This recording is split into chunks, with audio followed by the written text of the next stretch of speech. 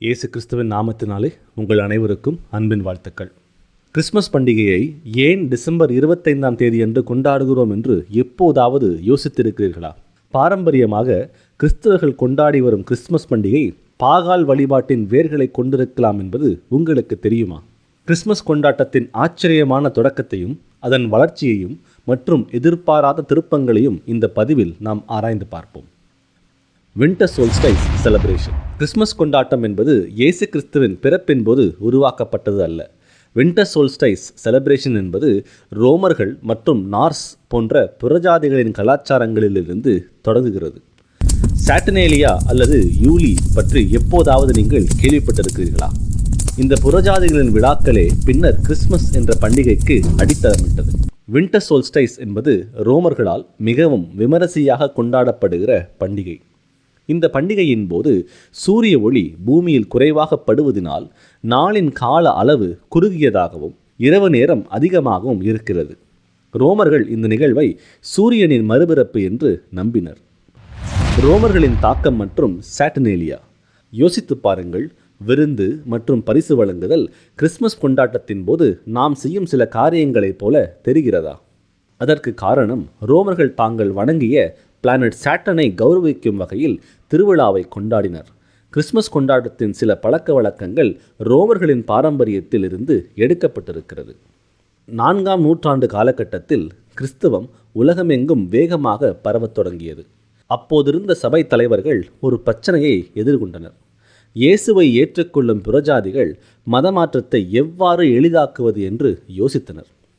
ரோம பாரம்பரிய பண்டிகைகளையும் அவர்களின் வழிபாடு முறைகளையும் ஏற்றுக்கொள்வோம் என்று முடிவெடுத்தனர். அவர்கள் ஏற்கனவே இருக்கும் புறஜாதிகளின் பண்டிகை கொண்டாட்டங்களை கிறிஸ்துவ வழக்கங்களாக இணைத்து கிறிஸ்மஸ் பண்டிகைக்கு வழிவகுத்தனர்.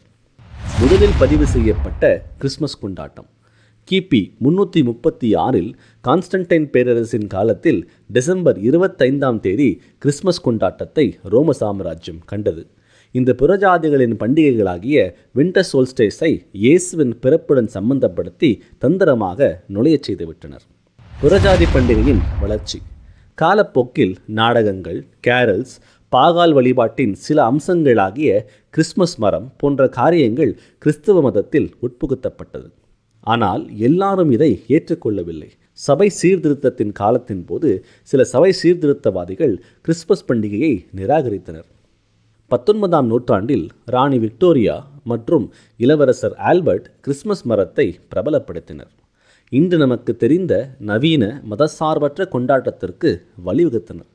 இங்கிலாந்து ராணி விக்டோரியாவின் காலகட்டம்தான் கிறிஸ்மஸ் பண்டிகையின் மரபுகளை வடிவமைப்பதில் முக்கிய பங்கு வகித்தது. 20ஆம் நூற்றாண்டு வரையில் கிறிஸ்துவ மத பண்டிகையாக இருந்த கிறிஸ்மஸ் 20ஆம் நூற்றாண்டுக்கு பிறகு வணிகமயமாக்கப்பட்ட கிறிஸ்மஸாக மாறியது. கிறிஸ்மஸை உலகமெங்கும் உள்ள அனைவரும் ஏற்றுக்கொள்ளத் தொடங்கினர். கிறிஸ்மஸின் வரலாற்றை நாம் ஆராய்ந்து பார்த்தோம். வேத வசனங்களின்படி நாம் இயேசு கிறிஸ்துவுக்கு பிறந்த நாளை கொண்டாட வேண்டுமா என்பதை நிதானித்து பார்ப்போம். இயேசுவே நித்திய பிதா. இயேசு கிறிஸ்துவின் பிறப்பை நினைவு கூர்ந்து அவருடைய பிறந்த நாளை கௌரவிப்பதாக நம்பி பலர் கிறிஸ்மஸ் பண்டிகையை கொண்டாடி வருகிறார்கள். ஏசாயா 9:6 இயேசுவை நித்திய பிதா என்று கூறுகிறது. இயேசுவினுடைய நித்திய தன்மையை வலியுறுத்துகிறது. நித்திய பிதாவே குமாரனாக பிறந்திருக்க நித்தியத்திற்கும் இருக்கும் பிதாவுக்கு பிறந்த நாளை கொண்டாட வேண்டுமா? ஏசாயா 9:6. நமக்கு ஒரு பாலகன் பிறந்தார், நமக்கு ஒரு குமாரன் கொடுக்கப்பட்டார், கர்த்தத்துவம் அவர் தோளின் மேல் இருக்கும், அவர் நாமம் அதிசயமானவர், ஆலோசனை கர்த்தா, வல்லமையுள்ள தேவன், நித்திய பிதா, சமாதான பிரபு எனப்படும். இந்த வசனம் நித்திய பிதாவே இயேசுவாக வெளிப்பட்டார் என்கிறது. பிதாவாகிய தேவனின் பிறப்பை கொண்டாடுவது மதியற்ற செயலாகவே உள்ளது. உண்மையிலேயே நாம் அனைவரும் சற்று சிந்திக்க வேண்டியதாய் இருக்கிறது. இயேசு நித்தியத்திலிருந்து வந்தவர். நித்திய பிதாவே இயேசுவாக வெளிப்பட்டார் என்பதை மேலும் வலுப்படுத்தும் விதமாக மீகா 5:2 இயேசுவின் துவக்கம் அநாதி நாட்களாகிய பூர்வத்தினுடையது என்பதை தெளிவுபடுத்துகிறது.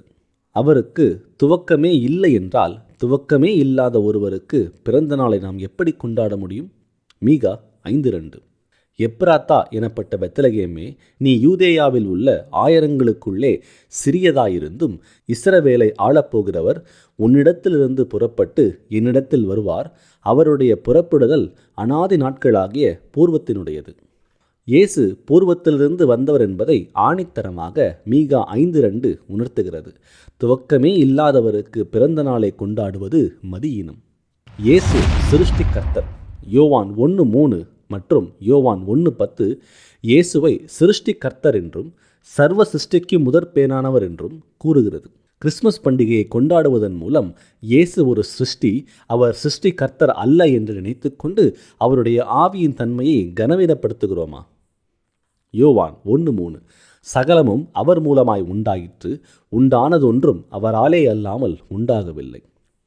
யோவான் 1:10 அவர் உலகத்தில் இருந்தார், உலகம் அவர் மூலமாய் உண்டாயிற்று, உலகமோ அவரை அறியவில்லை. யோவான் 1:3 மற்றும் யோவான் 1:10 இயேசுவை சகலத்தையும் உண்டாக்கினவர் என்று அடிக்கோடிட்டு காட்டுகின்றன. இயேசுவின் தெய்வீகத்தன்மையை தவறாக சித்தரிக்கும் கிறிஸ்மஸ் கொண்டாட்டம் அவசியமா என்பதை நிதானித்து பாருங்கள். இயேசு இப்பொழுது மாம்சத்தில் இல்லை, ஆவியில் இருக்கிறார். 1 பேதுரு 3:18, 1 கொரிந்தியர் 15:45 மற்றும் 2 கொரிந்தியர் 5:16 வசனங்கள் இயேசு மாம்சத்தில் கொலையுண்டு ஆவியிலே உயிர்ப்பிக்கப்பட்டார் என்பதை தெளிவுபடுத்துகிறது. அப்போஸ்தலர்கள் இங்கே, நாங்கள் இயேசுவை மாம்சத்தின்படி அறிந்திருந்தாலும் அவர் மாம்சத்தில் மரித்து ஆவியிலே உயிர்ப்பிக்கப்பட்டதினால் இனி ஒருபோதும் அவரை மாம்சத்தின்படி அறியோம் என்கின்றனர். இயேசு மரித்து உயிர்த்த பிறகு அவர் ஆவியிலே இருக்கிறார். மாம்சத்தின் வரம்புகளுக்கு அவர் உட்பட்டவர் அல்ல. 1 பேதுரு 3:18 ஏனெனில் கிறிஸ்துவும் நம்மை தேவனிடத்தில் சேர்க்கும்படி அநீதி உள்ளவருக்கு பதிலாக நீதி உள்ளவராய் பாவங்களின் நிமித்தம் ஒரு தரம் பாடுபட்டார். அவர் மாம்சத்திலே கொலையுண்டு ஆவியிலே உயிர்ப்பிக்கப்பட்டார். 1 கொரிந்தியர் 15:45 அந்தபடியே முந்தின மனுஷனாகிய ஆதாம் ஜீவாத்மா ஆனான் என்று எழுதியிருக்கிறது. பிந்தின ஆதாம் உயிர்ப்பிக்கிற ஆவியானார். 2 கொரிந்தியர் 5:16 ஆகையால் இது முதற்கொண்டு நாங்கள் ஒருவனையும் மாம்சத்தின்படி அறியோம். நாங்கள் கிறிஸ்துவை மாம்சத்தின்படி அறிந்திருந்தாலும் இனி ஒருபோதும் அவரை மாம்சத்தின்படி அறியோம். இந்த வசனங்கள் இயேசு மாம்சத்திலிருந்து மீண்டும் ஆவியாகவே மாறினார் என்பதை எடுத்துரைக்கிறது. இயேசுவை விசுவாசிக்கிற நீங்கள் அவரது என்றென்றும் அழியாத தன்மையை புரிந்து கொள்ள வேண்டும். ஆவியாக இருப்பவருக்கு பிறந்த நாளை கொண்டாடுவதன் மூலம் அவரின் சர்வ வல்லமையுள்ள தன்மையை குறைக்க வேண்டாம். இயேசு சர்வ வல்லமையுள்ள கர்த்தர். வெளிப்படுத்தல் 1:8 இயேசுவை சர்வ வல்லமையுள்ள கர்த்தர் என்று கூறுகிறது. அவர் ஆல்பாவும் ஒமேகாவும் ஆதியும் அந்தமும் என்றால் தொடக்கமும் முடிவும் இல்லாதவருக்கு பிறந்தநாள் கொண்டாட்டம் தேவையா? வெளிப்படுத்தல் 1:8 இருக்கிறவரும் இருந்தவரும் வருகிறவருமாகிய சர்வ வல்லமையுள்ள கர்த்தர், நான் ஆல்பாவும் ஒமேகாவும் ஆதியும் அந்தமுமாயிருக்கிறேன் என்று திருவுளம் பற்றுகிறார். இயேசுவை சர்வ வல்லமையுள்ளவர் என்று இந்த வசனம் உறுதிப்படுத்துகிறது. சர்வ வல்லவருக்கு பிறந்த நாள் கொண்டாடுவதை அவர் அருவருக்கிறார் என்பதை நாம் புரிந்து கொள்ள வேண்டும்.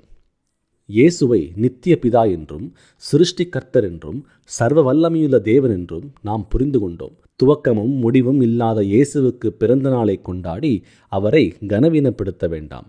அவருடைய ஆவிக்குரிய தன்மையை உணர்ந்து பாகாலை வழிபட்ட ரோமர்களின் பாரம்பரியங்களை விட்டொழித்து கர்த்தரை அறிகிற அறிவில் விருத்தியடைந்து இயேசுவுக்கே பிரியமுண்டாக நடந்து கொள்வோம். ஆமென். இந்த படிப்பினையை குறித்து உங்களுக்கு சந்தேகங்களோ அல்லது கேள்விகளோ இருந்தால் கீழ்காணும் தொலைபேசி எண்ணிற்கு தொடர்பு கொள்ளலாம். இயேசுவுக்கே மகிமை. May God bless you.